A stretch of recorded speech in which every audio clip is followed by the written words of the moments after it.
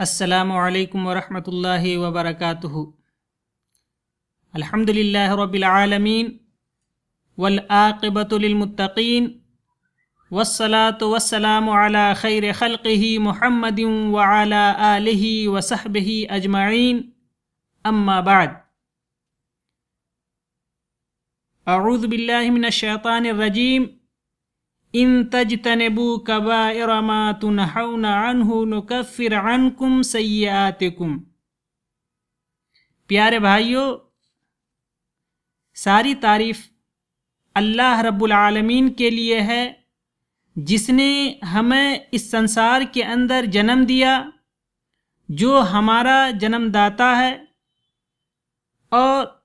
درود و سلام ہو اللہ کے آخری نبی حضرت محمد رسول اللہ صلی اللہ علیہ وسلم پر، کہ جس نے ہمیں اس سنسار کے اندر جینے کا طریقہ بتایا،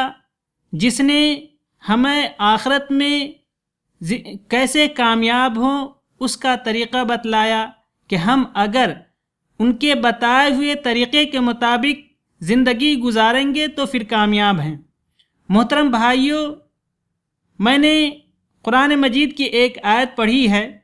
کہ ان تجتنبوا کبائر ما تنہون عنہ، کہ اگر تم ان بڑے پاپ سے بچتے رہو گے، ان بڑے گناہوں سے بچتے رہو گے جن سے تم کو منع کیا جاتا ہے، تو ہم تمہارے چھوٹے گناہوں کو، چھوٹے پاپوں کو دور کر دیں گے۔ اس آیت کے اندر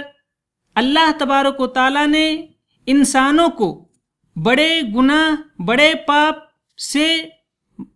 بچتے رہنے کا حکم دیا ہے، کہ اگر انسان سے چھوٹے چھوٹے پاپ ہو جاتے ہیں تو اگر وہ بڑے پاپ سے بچتا رہے گا تو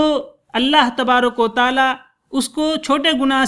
گناہ کو معاف فرما دے گا۔ ایک دوسری جگہ سورہ نجم کے اندر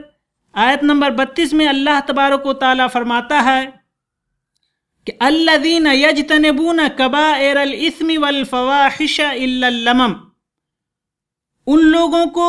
جو بڑے پاپوں سے بچتے ہیں اور بے شرمی سے بھی بچتے ہیں سوائے کسی چھوٹے پاپ کے،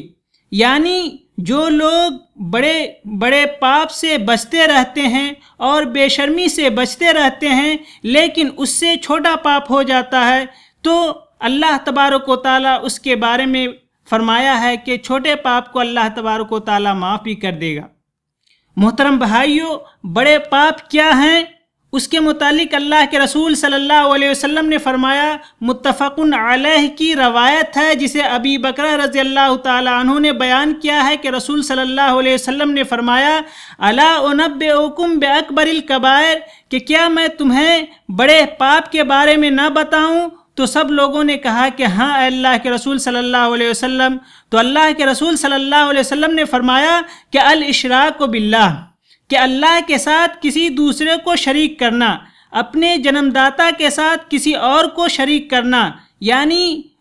جس طریقے سے ہم اپنے جنم داتا کو پوجتے ہیں اس میں کسی اور کو شریک کرنا، یہ سب سے بڑا پاپ ہے، یہ سب سے بڑا گناہ ہے۔ جب تک ہم اس سے توبہ نہیں کریں گے اس وقت تک یہ پاپ ہمارا دھل نہیں سکتا۔ اگر ہم سے چھوٹے چھوٹے گناہ ہو جاتے ہیں تو نیکیوں کے ذریعے سے وہ گناہ دور ہو جائیں گے، لیکن یہ بڑے گناہ جسے شرک کہتے ہیں یہ کبھی معاف نہیں ہوگا سوائے توبہ کے۔ آخر میں دعا ہے کہ اللہ تبارک و تعالیٰ ان چیزوں سے محفوظ رکھے، آمین۔ وآخر دعوانا الحمدللہ رب العالمین۔